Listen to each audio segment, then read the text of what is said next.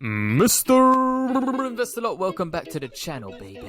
Ooh, I've been buying as much BioNano Genomics as possible. Today is a quick video update. We're going to be talking about genomics as a whole. I'm going to be showing you some movers and shakers in the genomics region. Some companies shot up 21% today. Let's talk also about Google and what they've done. They've actually shrunk their health team and reassigned them to certain projects. We're going to talk about autism and sharing data. Some companies that are also acquiring CLIA labs, and how lots of people are now funding into genomic projects. If you're new around here, welcome, baby. My name is Miguel. We look for the biggest, juiciest growth stocks. Remember, none of this is financial advice. It's for entertainment only. If you're able to join the channel, click the join button above my head. It's only 99 cents. If not, just you hitting like and clicking subscribe is enough for me. I thank you for all your love and support, baby. First things first, this company 23andMe has been soaring today. It literally went up 23% I think at the heights of the day. Right now it finished 20.9% up. This was basically just a confirmed merger.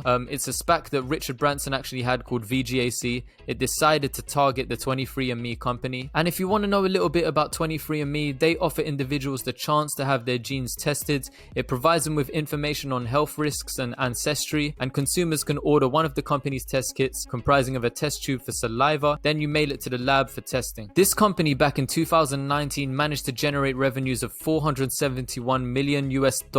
They're actually described now as a personal genomics and biotechnology company, and I think Richard's gone for this company because he believes there's a lot of money in data. So what they're going to be doing is collecting a lot of personal data on your genetics. And they believe also that the consumer industry for genomics is constantly growing. So imagine this, you can look at your genetic predisposition. How likely are you, based on your genetics, to develop type 2 diabetes? What is your muscle composition? You can have the elite athlete muscle. And this is just based off genes. So you can look at the certain types of genes like ACTN3 gene, chromosome 11. Because I know some of you are wondering on sports day, why am I so fast? I run like Usain Bolt, man. I'm even looking at the camera, having a little smile while these guys are putting in too much effort, man. Relax, be easy. So previously with BioNano Genomics, we also spoke about genetic predisposition for disease and how it's growing this consumer market in America. They've spoken about it also at the Festival of Genomics in England, and how consumers, the average people like you and me, we are just so curious that we're willing to spend our money to find out if we're going to develop any diseases. If we have a genetic likelihood to get certain diseases, then we can look after ourselves better. They've cut it down. Thank you for the discount. Imagine it's £109 a pop. That's how much it costs as a minimum basis. There's probably additional add-ons for each gene you want to test or what you want to find out about yourself. Millions of people want to learn about their ancestry. Some of my family members, my sister included, have done one of these ancestry services. It's called ancestry.com here in the UK, finding out like what your genetics is. And this ancestry.com, which is similar to 23andMe, shows you how they've grown their company. The numbers tell their story. They've got over $1 billion in revenue, over 30 plus billion records online, with over 20 million people in the world's largest consumer DNA network. Imagine being able to collect this much data. Remember the other day we had to opt out of our data being shared via our GPs. So private companies, corporate companies want to harness and get as much genomic data as possible. To them this is important because they can actually develop new drugs, they can target certain diseases. But what about the insurance providers? Can they see, this guy has a genetic predisposition to get these diseases, let's raise his insurance. They better not. That slimy work, man, that's slimy. But looking at the big picture, this 23andMe company has gone roaring today because they finalized this kind of merger. And if we look at ancestry.com, they're stating that they're the global leader in family history and consumer genomics. So let's see how much this genomics market is worth. And I think in the future, BNGO can actually be a part of this, selling on data if they wanted to, or selling the data to pharmaceutical companies if they want targeted areas for drugs with certain diseases, viruses, bacterias, the whole shebang. So this consumer genomics market selling to the average day person like me and you, the global market was estimated to be $1.9 billion in 2020. They expect this to grow at a compounded annual growth rate of 19.4%. So this is expected to reach $8.1 billion by 2028. I think it actually will be a lot larger than this because a lot of people are curious. We're very curious about our health. And how much are people willing to spend to find out so they can look after themselves better? Next, let's talk about Google. They've moved more than 130 employees within its health division to focus on other areas of the company, including search and the newly acquired Fitbit group. So back in January, I think it was January sometime 2020, January 2021, they acquired Fitbit. know that special kind of cheeky little watch where you can monitor your heart rate and all of that stuff? Ooh, $279.99. That's how much it costs in pants. This became a global craze. It's a bit like the Apple Watch as well. You can monitor your footsteps, you can see how much you sleep, you can see your heart rate as well. And they've stated on their website that they are part of the Google family. So essentially they can collect all this healthcare data, and remember, data is money. So actually what Google Health teams are currently working on are health sensors and personal health records. So collecting all this data, developing sensors. I heard that the Apple Watch is actually developing, sensors for diabetics. They want to monitor blood sugar levels, and lots of people are very, skeptical on it. They're saying if these are not accurate and off, it's an easy lawsuit. People can die also. But the future is coming, and there will be sensors, laser sensors that can literally just pick up chemicals within the blood. Healthcare wearables are actually growing as well. Nano Dimension has also mentioned it, that there's actually a company in Italy. He was actually presenting at one of the Nano Dimensions 3D printing, manufacturing. I think it was the AME Academy he was presenting at. It's an Italian guy called Dr. Massimo, and they had these ultra thin that are almost like a sticker or a plaster. So imagine when we go into hospital, we're hooked up to so many leads and cables to monitor our vital signs. In the future, what these guys have developed as a prototype, and I think they're working with some big companies to make it mainstream into healthcare and disrupt the healthcare industry, is little stickers, little patches that can actually read your vital signs. So if they're able to do that with little stickers and patches, I'm sure there will be sensors, health sensors that are non-invasive, that can actually be outside of the body, laser into the body without damaging any vessels, and read your vital signs. This is important in order to regulate, and it will help a lot of people within the community too, to monitor their relatives. So if you've got a diabetic in the family, or if you have someone elderly in the family and they have a fall, you could monitor, why is their heart rate all of a sudden gone through the roof? Is someone robbing their house? Like their heart rate has gone skyrocketing. Have they had a fall? So Google has had about 700 people working on research, imaging, clinical tools, health sensors, and more. As of this week, they've dropped that number to 570 according to internal data obtained by the Insider. So of the remaining employees, they've been consolidated into 3 teams. One is focused to work with clinicians through Google Health's EHR search tool, Care Studio, which is being piloted at the St. Louis-based Ascension and Boston-based Deaconess Medical Center. The new Health Google team is dubbed Health AI, and it's going to lead innovation in health and medical imaging. The group is going to focus on Google Genomics work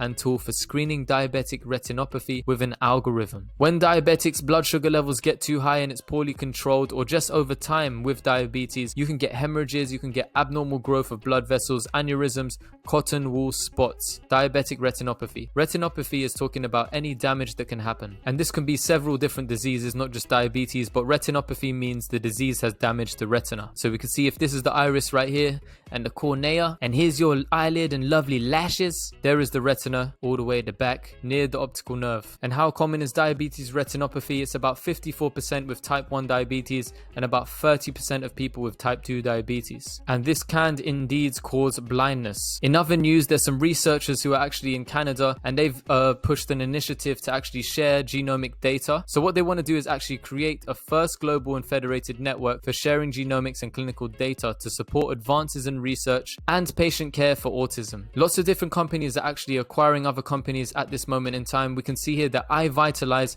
has acquired the genetic testing laboratory Genus Health. Similar to us, where we acquired Lineagen, Genus actually has several CLIA and College of American Pathologists accredited laboratories. So these guys run services, as you can see here, full service blood testing.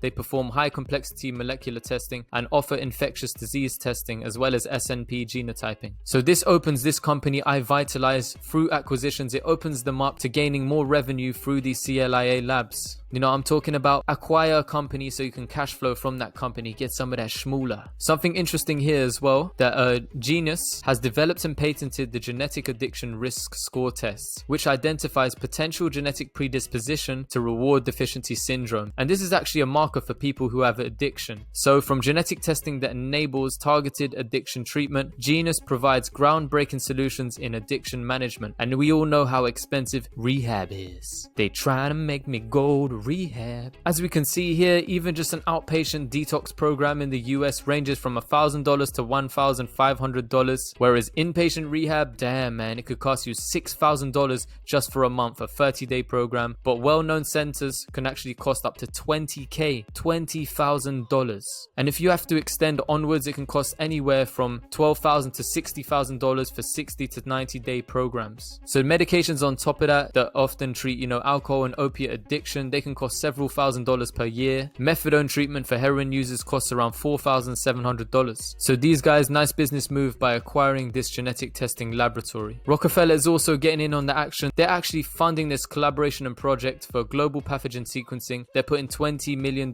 up front. So this is basically to identify disease outbreaks early and stop their spread within 100 days. And remember, BioNano Genomics is actually working with a lot of these companies mentioned in this article. I mean, a load of these institutions. We can see here the Wellcome Trust. So we're working with the Wellcome Sanger Institute, Harvard University, University of Oxford, Boston Children's Hospital. They're using us as well, Saphyr, the Johns Hopkins Center for Health Security, and Rockefeller University itself is actually using the Saphyr. Remember, this is for the Vertebrate Genome Project. Who remembers this page? We can see here in the corner, BioNano Genomics, the Saphyr there looking powerful and majestic. When I was talking about genomics, Google, all of this genetic data, the $6.1 billion AI in healthcare global market opportunity, there's growing potential for people to create these AI-based tools, especially for elderly care. There's so much money within the genomics industry, all the different segments. We can see here that if they develop certain algorithms that are going to improve healthcare, they believe that this industry by 2026 is going to be worth $39.5 billion alone. So now with BioNano Genomics, I've been buying as much as possible because I believe these guys are going to disrupt the genomic industry, especially if they get that nano nozzle into place where we can actually start to look at the sequencing industry as well, both short and long reads. But in terms of optical genome mapping, I believe it has the power to absolutely disrupt digital cytogenetics industry. So all of the traditional methods that they use, we have this Saphyr machine that can actually make your workflow easier, make it all streamlined,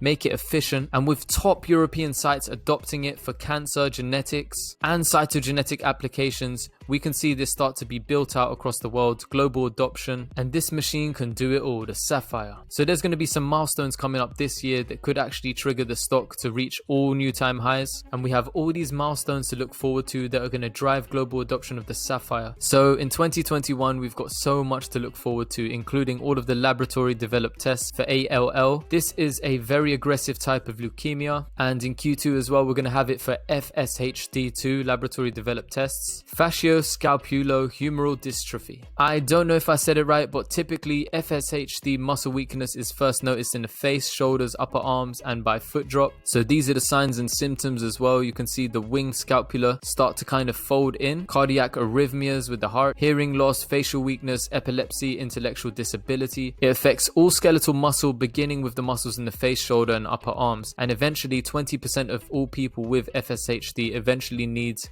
a wheelchair. So we're targeting that disease too. We also have the commercial release of prenatal and expansion of the menu of pediatric assays to look forward to. We've got loads of different studies that are probably going to be published throughout the year. We might as well get some news as well on the Saphyr and how it's progressing. High throughput Saphyr. They're trying to reach as well 150 systems installed throughout the year. And as more people are getting vaccinated and countries start to open up and their economies open up and people come off the black and red list, we can eventually fly to these companies, help them set up the Saphyr and get that installed base. So right now we could have a whole bunch of cells, but we can't install them yet. We can't complete the cell until it's installed. We've given them their machine and helped them train their staff up. Also, this is interesting too, validation of free laboratory developed tests with billing codes. So hopefully we can start to get insurance to start to pay up for some of these tests. Insurance reimbursement as well means more adoption of the machine, as people can start claiming back from their health insurance some of the tests that they have. So the genomic sector is going to be growing exponentially over the next 10 years. I'm going to be buying BioNano Genomics week by week. I'm buying BNGO, I'm buying NNDM, I want to buy some more Palantir too, and I'm also looking at another company that I think may be like BioNano Genomics and have some exponential growth, because what they're working on is a nice little machine that can actually look at different pathogens and it can be used in several different industries. So I'm looking at that at the moment. I'm trying to build out my research and understand a little bit more about the company, so I'll reveal that to you guys once I've done my due diligence. But for BioNano Genomics, I really believe in this company. I think they have a great future. This is not financial advice, but I think BioNano Genomics in the future 5 to 8 years down the line, maybe even sooner, the prices we see today and the all-time high that we also saw earlier on in the year, $15.69, I think it's going to blow this out the park as more adoption comes into play and BioNano Genomics starts to build more revenue when they get sales and they get that reoccurring revenue from their chips. So imagine this, in the future, I think and I believe that this is going to be $100 per share. And some people think that this is quite conservative. They believe that if the nano nozzle hits as well, the growth could be exponential if we can also target the sequencing market and get a little bit of that market share. Some people are stating it could be as high as $500 per share. And considering that some of you guys actually own this stock at 50 cents and you beat the institutions to it, you've done your due diligence and went heavy in at 50 cents. Some of you guys were up $130,000. You were sending me screenshots from a $5,000 investment. And a lot of you believe that this could be your retirement stock. This could be your millionaire maker stock. And I thank everybody for the love and support on this channel. I'm going to continue to do my due diligence on BioNano Genomics. I've actually got some stuff to talk about as well that's happening over here in England. So I'm going to catch you in the next video. Always remember, none of this is financial advice. It's for entertainment only. Thank you so much for your love and support, and I'll catch you in the next video. Mr. Investor Lot, over and out, baby.